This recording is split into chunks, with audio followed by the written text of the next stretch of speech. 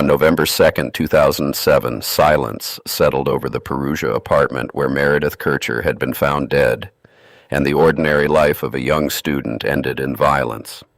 Within those rooms, a murder had taken place, but the larger nightmare was only beginning. Who had killed her, and why? Investigators entered a shared student home where every room could hold a clue, yet the meaning of those clues was not clear. A crime scene can preserve facts, but people must decide which facts matter, which details connect, and which may lead them in the wrong direction. Meredith's killer was not simply a name waiting to be written into a report. The identity had to be built from traces, statements, and gaps in what could be known. That gap between a dead woman and a proven account of her death would shape every case that followed. The apartment had been a place shared by young people, a space that seemed safe because other lives existed close by. Meredith's death turned ordinary rooms, roommates, and unanswered phone calls into signs of sudden danger. The fear was not distant or strange. It lived inside a home much like thousands of others. Perugia, Italy, was a university city in 2007, filled with students from different countries and people building their first lives away from home. Meredith Kercher from Britain was studying there with a future still unfolding ahead of her. After her death, that future disappeared from view, replaced by photographs, evidence bags, police files, and courtroom arguments. For Meredith's family, the growing public fight over the accused could not change the central fact: she was gone, while the people who loved her had to keep living with the question of what had happened in her final hours. Every appeal reopened that wound, even when lawyers were arguing over evidence far from the family's private grief. Attention soon turned toward Meredith's roommate, Amanda Knox, and Knox's boyfriend, Raffaele Sollecito. This was the first major narrowing of the investigation.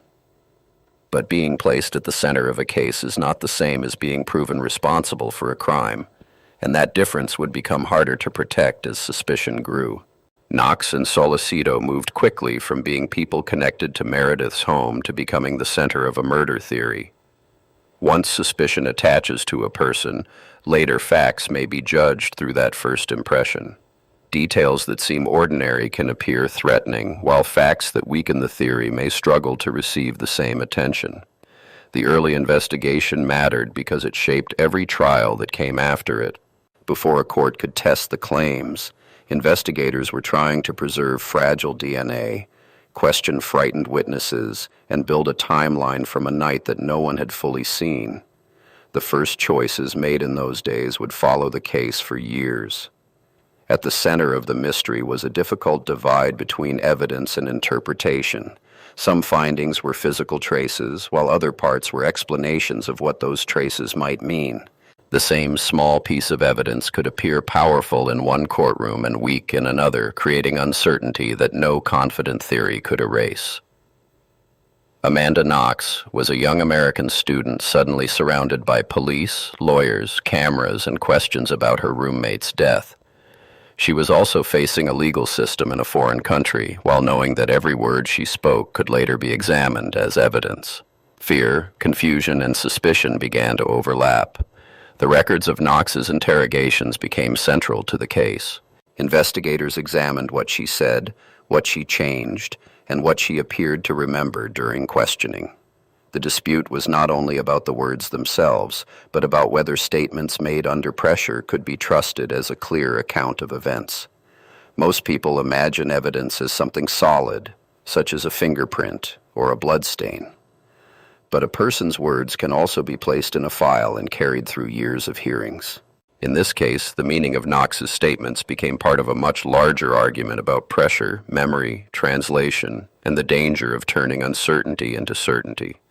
Raffaele Sollecito became tied to Knox's fate because he was her boyfriend and because investigators connected him to the early account of the night. Once they were treated as a pair, the case began asking what they had done together, what they knew about Meredith's death, and whether their connection was proof of a shared crime or simply the starting point of a theory. For Knox and Sollecito, the accusation became a form of isolation. Meredith's name filled news reports across the world, while the two young suspects faced the threat of prison and the crushing knowledge that strangers were forming opinions about their guilt. before the legal process was finished. DNA quickly became the language of certainty. Many people see it as nearly unquestionable proof, but a tiny sample must be collected cleanly, tested with care, and understood in context. In this case, the central question was not only what the samples showed, but whether they truly connected Knox and Sollecito to Meredith's murder. That distinction was crucial. Finding DNA could answer whether biological material was present, but it could not automatically reveal when it arrived, why it was there, or who committed the killing. Contact is not the same as action, and a trace alone cannot describe an entire crime. The defense argued that some important samples were extremely small and open to error. They raised concerns about accidental transfer, handling, and contamination during collection and testing. If a result could have been created by careless movement or contact, it could not safely carry the full weight of a murder case. To the public, the words DNA match could sound like a locked door, closing every other question.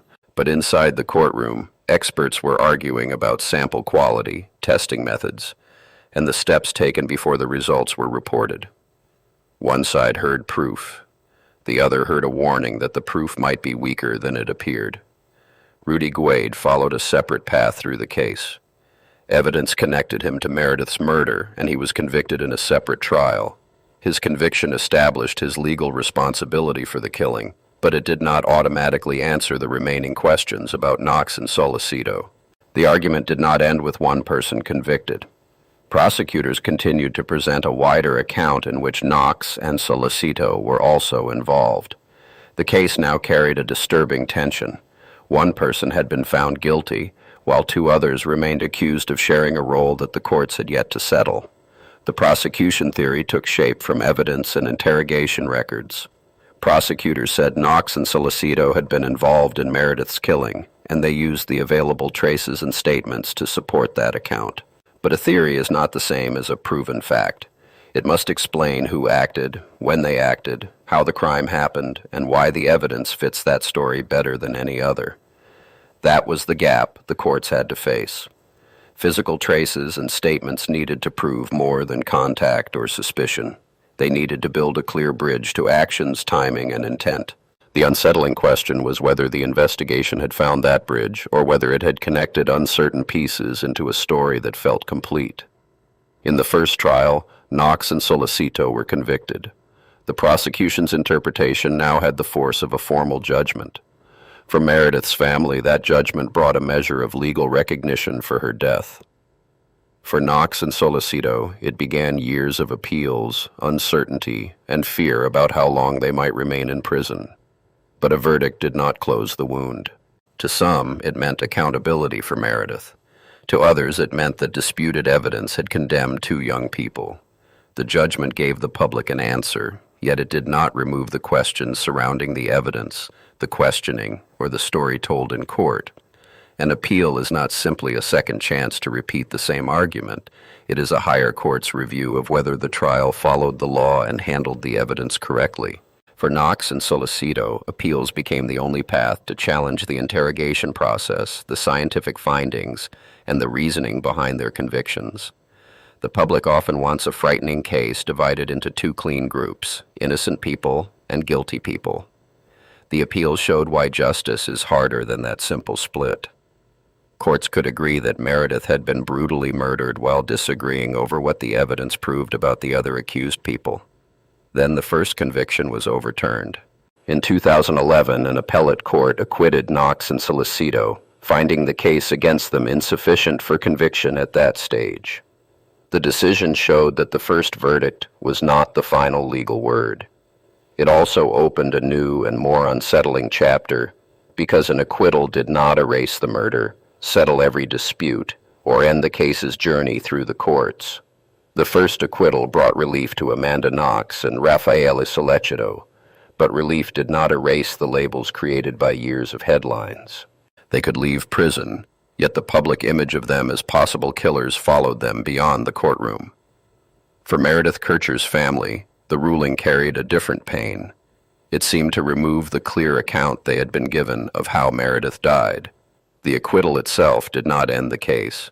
Prosecutors challenged it, sending the ruling into another level of legal review.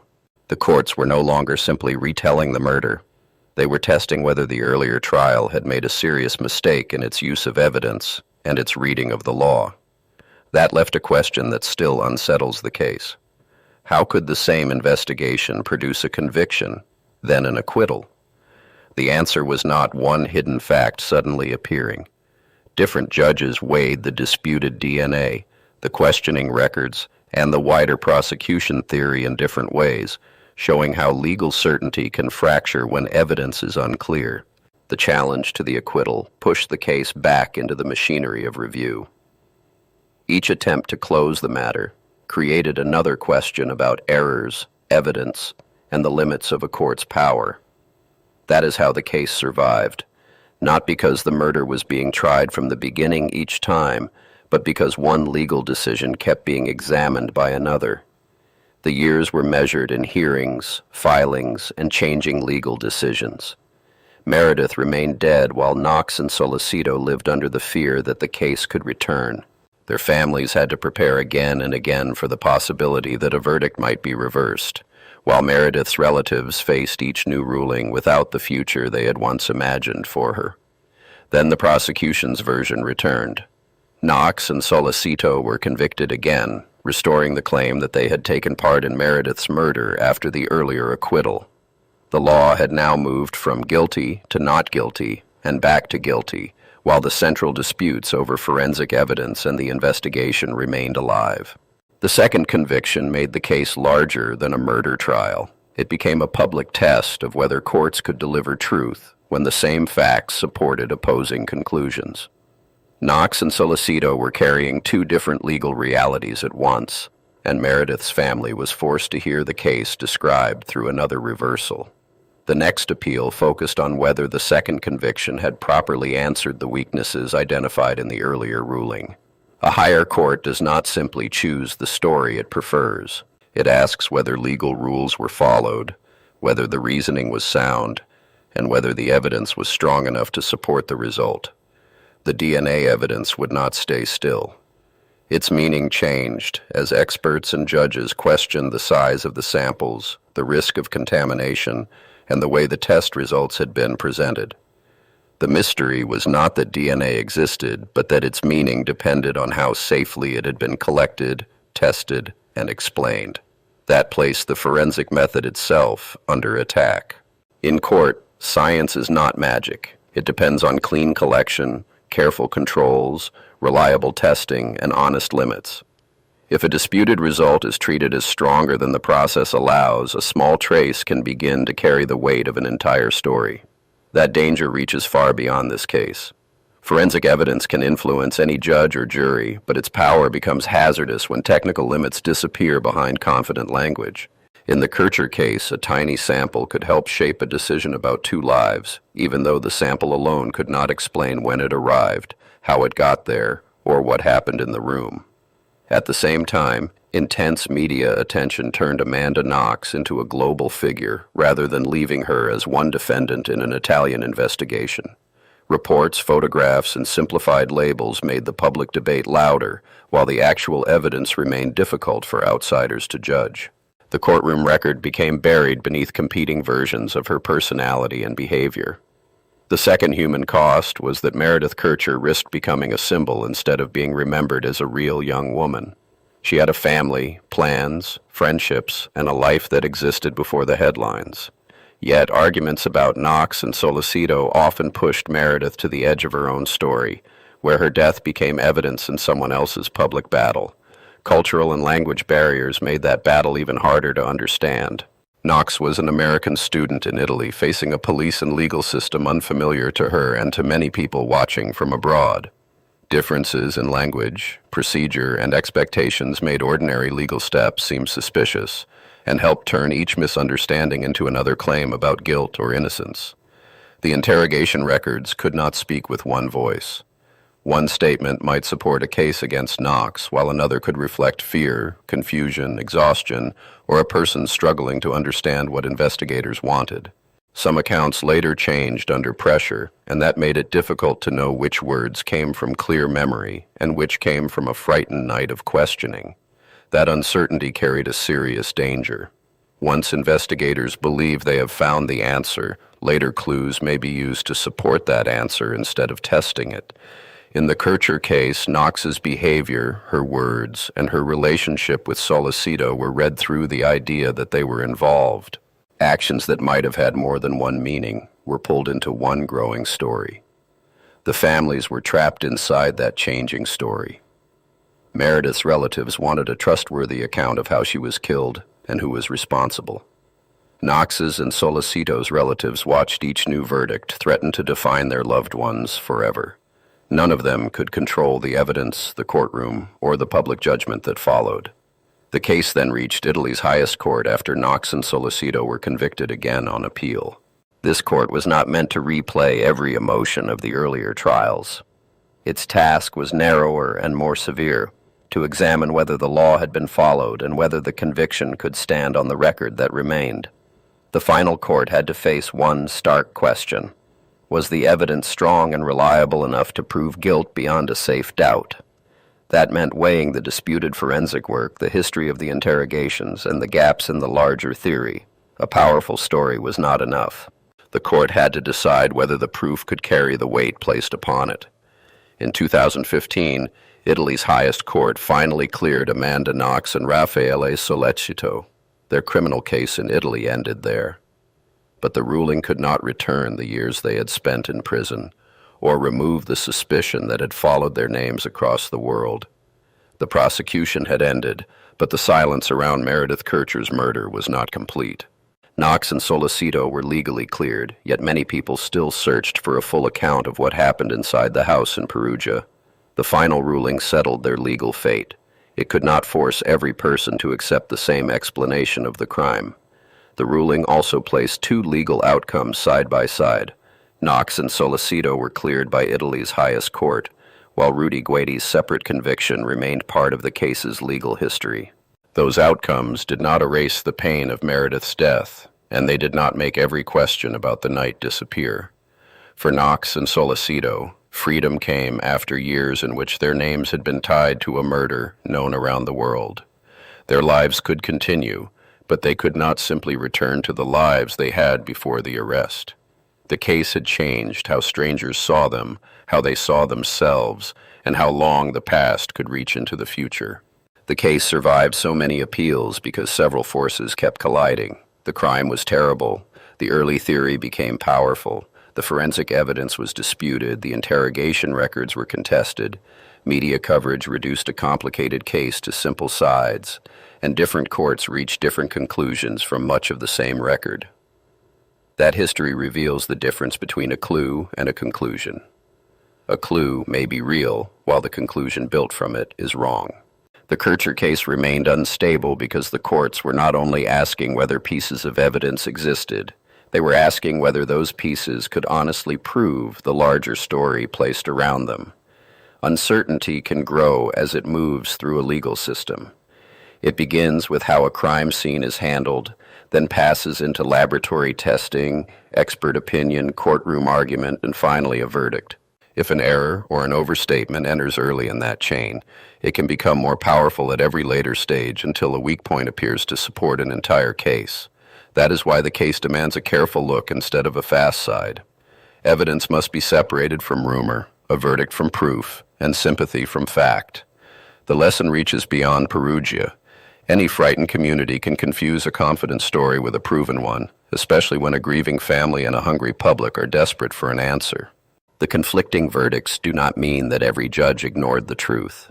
They show how legal systems can process the same uncertain record in different ways.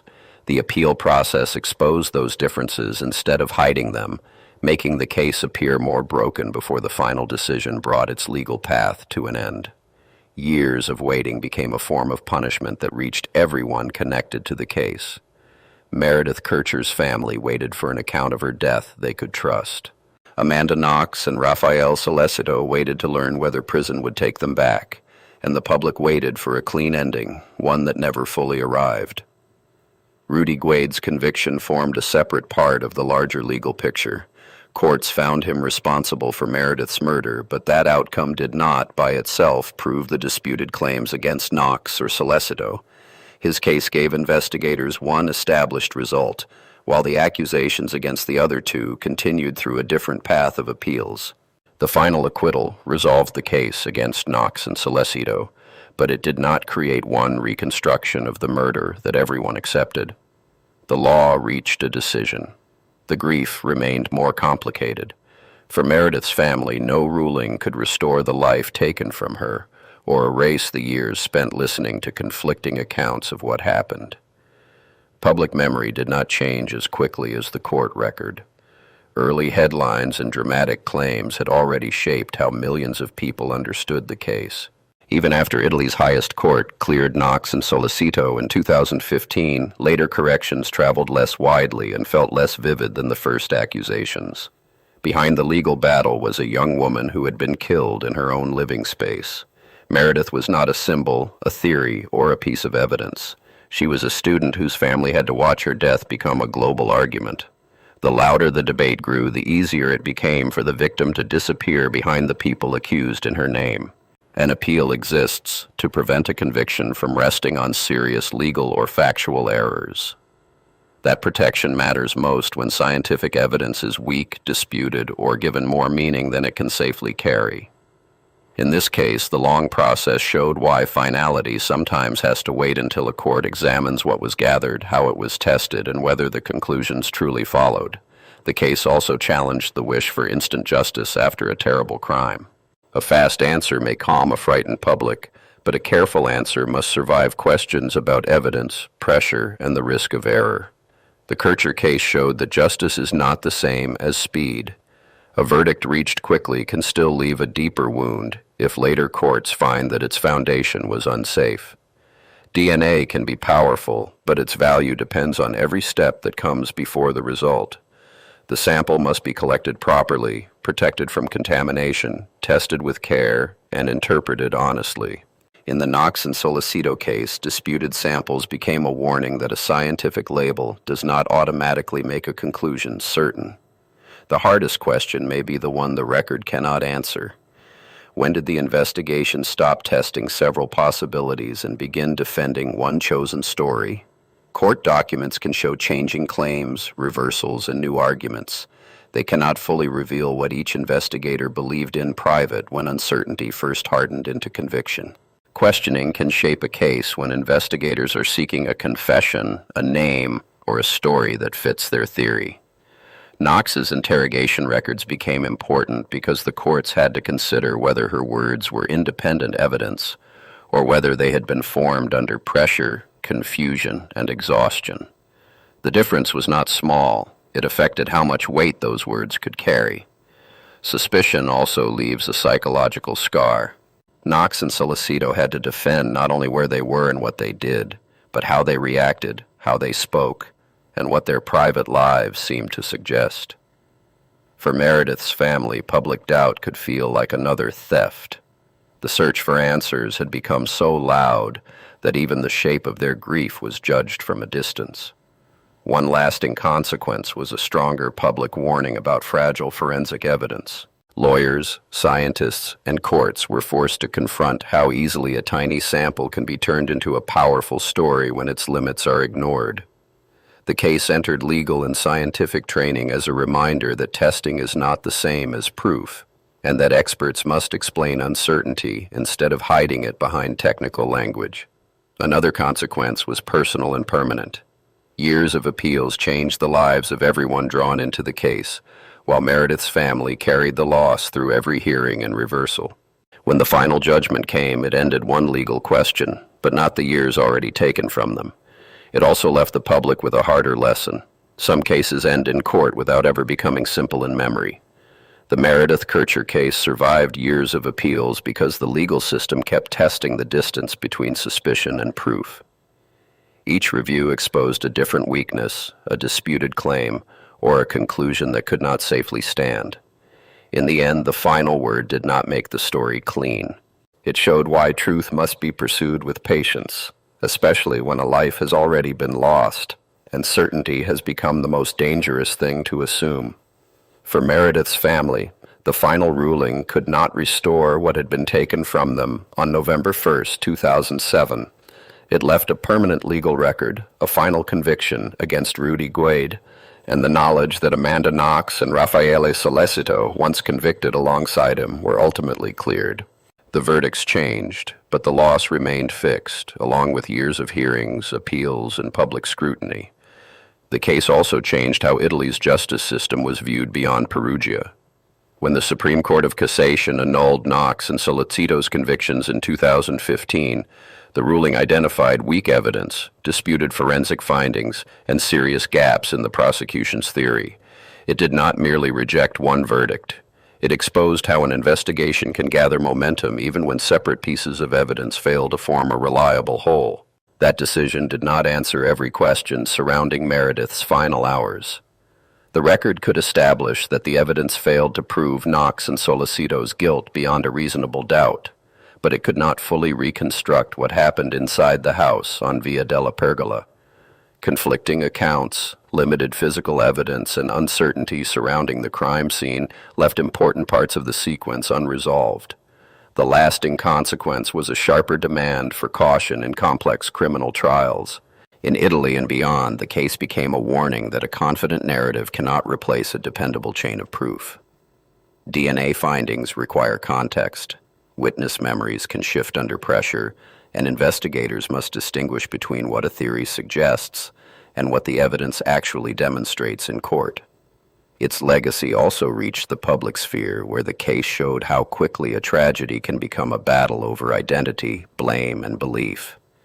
Meredith's death was sometimes pushed behind competing stories about Knox, Sollecito, Guede, investigators, prosecutors, journalists, and judges.